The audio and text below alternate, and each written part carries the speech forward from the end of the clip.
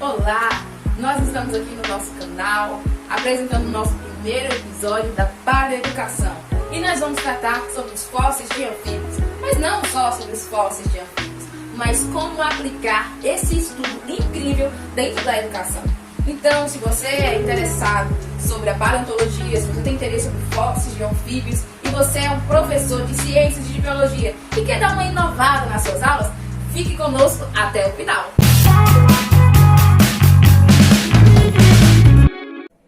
E então, gente, os fósseis é fundamental para o estudo da paleontologia. É estudando esses fósseis de animais, de plantas, que a gente vai entender como que a Terra era, milhares e milhares de anos atrás. Além de a gente recriar certos ambientes, como que a Terra era, como que aquele lugar era anos e anos atrás. Animais que já foram extintos, inclusive os anfíbios, que é que a gente vai tratar nesse vídeo. Tratando aí agora da questão da origem, né, dos anfíbios, no seu ciclo de vida, uma parte deles se passa no aquático, o período larval, conhecido aí como girino. Vocês devem conhecer essa fase dele como girino, e depois ele passa a conquistar, a se adaptar ao ambiente terrestre. Então, aí, anfíbio se refere à vida dupla, que é uma parte na aquática e outra parte, né, da sua vida terrestre.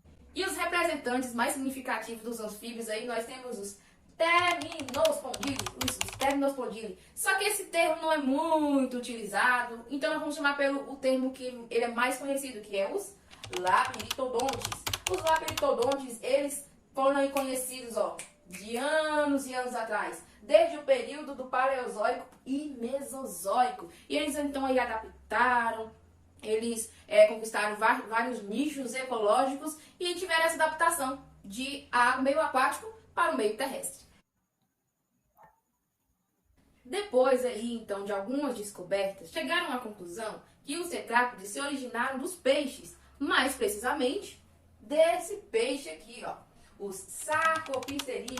O Sarcopterygii, ele é um peixe que ele tem aí, vocês podem observar a imagem, algumas nadadeiras. Então vamos lá, como será que isso aconteceu? Um peixe se arrastar com as suas nadadeiras? Houve um certo processo aí, não é? Não é à toa que levam milhares e milhares de anos. Mas vamos lá para o que aconteceu. Acredita-se que algumas plantas, elas se desenvolveram e evoluíram até alcançar o meio terrestre. Ficavam ali meio que nos corpos d'água. Só que os animais pensavam, poxa, eu preciso me alimentar. Então, alguns invertebrados foram atrás daquelas plantas para se alimentarem. Só que aí, os vertebrados pensaram, poxa, eu também preciso me alimentar. Então, eles foram ali, os Sarcopterygii, foram atrás desses invertebrados. Então, acreditam aí que houve uma certa evolução de cadeia alimentar, mais ou menos. Ah, agora eu entendi! Agora eu saquei! Agora todas as peças se encaixaram! Mas será que foi assim tão fácil? Eu acho que não, hein? Então os primeiros tetrápodes aí tiveram uma certa dificuldade para se adaptarem. Vamos lá, deixa eu ver se você consegue imaginar uma delas. Peixe respira fora d'água? Não, né? Então digamos que a primeira dificuldade seria o ar atmosférico. Só que essa não era a única. A pior dificuldade era o peso do corpo deles. Imagina ter que ficar se arrastando ali até alcançar o seu alimento. Dá uma certa dificuldade, né? Então eles tiveram que desenvolver alguns membros locomotores, se adaptarem para poder estar ali, né, na Terra, no meio terrestre. Mas não foi só isso, eles também tiveram que desenvolver mecanismos para não perder muita água. E além disso, eles também tiveram que desenvolver melhor os seus sentidos, os órgãos do sentido, principalmente a visão e o olfato. Aí nós temos aí a ideia dos primeiros tetrápodes. Os primeiros tetrápodes mais conhecidos são os Ichthyostega e os Ankylostegas. São lá do Devoniano e acredita-se que eles foram, que eles são muito importantes, pois eles trazem muitas informações sobre a origem aí dos vertebrados terrestres. Coates vai dizer que os Ankylostegas, eles viviam a maior parte do tempo deles dentro da água. Eles ficavam ali em lugares mais vegetais, estagnados, em lugares que tinham uma alta umidade, e eles se mantinham imersos durante o período de seca, respirando ali o ar atmosférico. Mas há um porém. acredita-se que já que eles viviam mais tempos ali emergidos dentro da água, que aquela teoria que eu tinha falado um tempo atrás, sobre o fato deles terem saído atrás de alimentação, de vegetais, talvez não seria muito bem assim, já que esse animal vivia a maior parte dele dentro da água. Então talvez eles tenham saído por algum outro motivo e não só a questão da alimentação. Tá, mas isso foi antigamente, há vários e vários milhões de anos atrás. Mas e hoje? Quem são os representantes dos anfíbios? Vem cá que eu vou te contar. São os lisanfíbios. Os lisanfíbios, eles representam aí cerca de 4.000 espécies. É bastante espécie de anfíbio, viu?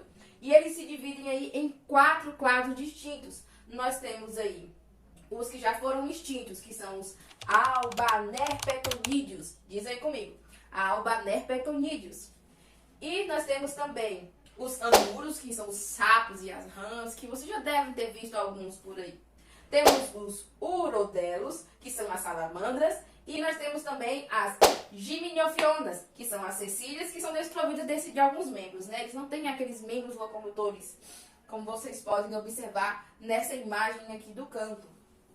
E a maioria dessas espécies de lisanfíbio, eles são espécies carnívoras, gente. E algumas não possuem os dentes perpendiculares e nem o osso pós-frontal. O osso pós-frontal deles são ausentes. Nós temos aí no Brasil essa descoberta na bacia de Ayuruoca, onde é uma descoberta muito importante para os registros fósseis dos anfíbios. Porque os materiais, os fósseis encontrados, gente, eles estavam em ótimas condições, eles estavam muito bem preservados, tinha moldes, e essa preservação foi inédita aqui no Brasil. E além do Brasil, nós temos aí o Museu de La Plata. Com achados muito importantes, nós temos fósseis lá de anuros, temos também alguns fósseis dos labirintodontes que eu tinha falado, né? Lá no comecinho do vídeo. Então, todas essas descobertas são muito interessantes, muito importantes para trazer estudos, para descobrir cada vez mais aí sobre os anfíbios de vários e vários anos atrás. Tá, mas qual a importância de tudo isso? Gente, o estudo fóssil desses anfíbios tem importância evolutiva, importância bioestratigráfica e importância também paleoecológica, porque alguns desses animais desenvolveram alguns hábitos específicos. Alguns aí passaram a saltar, outros eles passaram a deitar na terra, outros aprenderam a se arrastar como serpentes. Então todos esses hábitos ajudaram nesses estudos. Algumas espécies de anfíbios, por exemplo, na questão bioestratigráfica, eles ajudaram a identificar áreas sul-africanas. Porque, como, por exemplo, digamos que eles têm um hábito específico, eles têm um local específico. Então, quando você encontra um fóssil dele ali, ajuda nesses estudos a datar, sabe, ali através dos sedimentos daquele fóssil que foi encontrado ali. E também trazendo esse estudo, né, paleoecológico, ajudando a identificar, por exemplo, o clima que tinha naquele local, naquele ambiente, lá antes de milhares de anos. Porque algumas espécies desenvolveram também algumas adaptações a meios mais frios, entrando ali em uma certa inatividade, diminuindo a sua atividade. E aí, em períodos mais quentes, essa atividade deles voltava. Então, aí, quando foram trazer o estudo paleoecológico, eles estudaram aquele fóssil, as adaptações, viram que aquele fóssil era aquela determinada espécie, que ele tinha aquela determinada adaptação, e aí chegaram então a alguns resultados bioestratigráficos e paleoecológicos e também alguns resultados evolutivos. Olha só que interessante, né? No estudo de um fóssil você pode descobrir várias e várias coisas, abrir a sua mente para vários e vários estudos. Tá, mas qual seria, né, a visão desse estudo dentro da educação? Onde que eu estudaria? Qual é a visão da BNCC sobre a paleontologia? E eu como professor, se eu fosse um professor, como que eu ia transmitir esse estudo dentro da sala de aula? Calma, calma, calma, que eu vou explicar para você agora. Vamos lá? Dentro da Base Nacional Comum Curricular, a tão conhecida BNCC, esses conteúdos eles entrariam ali dentro da parte de ciências, em Terra e Universo. visando ali que os alunos eles compreendam, eles tenham uma visão evolutiva, eles tenham uma visão científica em como que as coisas eram, que hoje como que as coisas são, a adaptação, qual o processo que gerou tudo aquilo, visando alunos, estudantes mais pensantes e críticos dentro da ciência, né? Visando aqui a formação de cidadãos conhecedores da realidade em que eles vivem. Né? O aluno ele precisa conhecer desde o começo ali o ambiente em que ele está. A Terra foi sempre assim, houve uma certa evolução para chegar até aqui. É importante que o estudante ele tenha a compreensão de tudo isso. E o professor ele precisa ter isso dentro de si, que ele é o mediador deste conhecimento. Só que acontece muitas vezes uma certa fragilidade, principalmente aqui nos livros didáticos. Porque muitas vezes o livro didático traz aquele estudo mais básico, incompleto, falando de poucas coisas a respeito da paleontologia. Aí o aluno chega, vem de casa, com vários conhecimentos leigos a respeito de todo esse estudo. E aí chega na sala de aula achando que a paleontologia é só sobre dinossauros. Porque nas redes sociais, nas mídias, nos jornais, quando se fala em paleontologia, só se pensa em dinossauros, em fósseis de dinossauros, em ossos de dinossauros. Então, alguns alunos, eles são, assim, curiosos. Aí o professor chega na sala de aula, traz um conteúdo básico, um conteúdo ralo, e o aluno faz uma pergunta que o professor não sabe. E aí, como vai ficar a sua posição, professor, diante daquele aluno que tem interesse em conhecer, tem interesse em aprender mais, mas você, como professor, não tem um conhecimento básico para transmitir para ele? Você fica preso dentro do livro didático e não sabe se posicionar no a mais. Então vamos pensar, vamos nos programar, preparar uma aula mais dinâmica, uma aula que puxe a curiosidade dos alunos para saberem mais sobre a paleontologia, para saber mais sobre os fósseis de anfíbios. A gente viu aqui algumas teorias que explicam diversas coisas. Nós vimos aqui a importância desses anfíbios dentro aí da ecologia, né, a paleoecologia. E aí, se você tiver um estudo mais aprofundado, aquele aluno vai gerar uma curiosidade e querer mais. Aí vamos ver aqui o que a lei da diretrizes e bases fala, né, sobre os parâmetros curriculares nacionais. Vamos ver aqui, ó. Os parâmetros curriculares nacionais têm oportunizado uma maior flexibilidade nos currículos do ensino fundamental e médio, o que permite aos professores uma certa autonomia na abordagem dos conteúdos das aulas, podendo dinamizá-las. Então você vê aí que o professor ele tem autonomia. O professor ele tem, digamos assim, a carta branca para dar uma aula melhor, a carta branca para dar uma aula mais interessante. Falta só, digamos, uma certa disponibilidade, um certo sentido crítico, um certo desejo de fazer mais pelo aluno, de fazer mais pelo conteúdo, de sair ali da base só do livro didático e correr atrás de um conhecimento muito mais aprofundado acerca daquele conteúdo. Vamos lá, professor, eu sei que não depende só de você. Eu sei que depende também do corpo escolar, depende também, às vezes, de uma questão financeira, mas se a gente ficar só preso a essas limitações, nunca iremos avançar, nunca iremos fazer mais, nunca iremos proporcionar mais para os nossos alunos.